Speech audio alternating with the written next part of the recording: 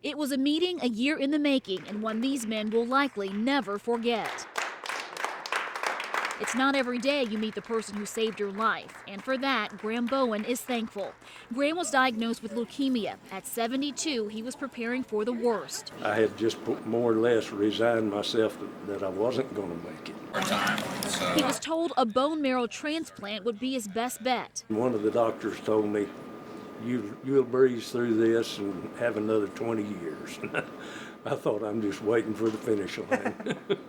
A short time later, he was told there was a possible match, a 25-year-old man named Austin Patterson. And they said, you're a 100% match, and asked me to give stem cells. Ironically, it was someone else's story about cancer that motivated him to register to be a donor. He shared his story of how he had leukemia and someone in Germany gave bone marrow and saved his life.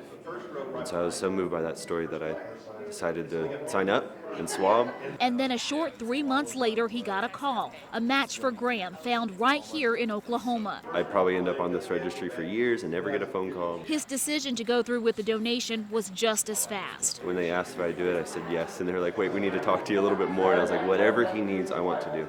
Austin says the process was simple and that he's thankful he could be a part of Graham's treatment. When people say you saved a life, I always stop them and say no. There's tons of people, tons of friends and family that stepped up and prayed and did all the work, and what I did was easy.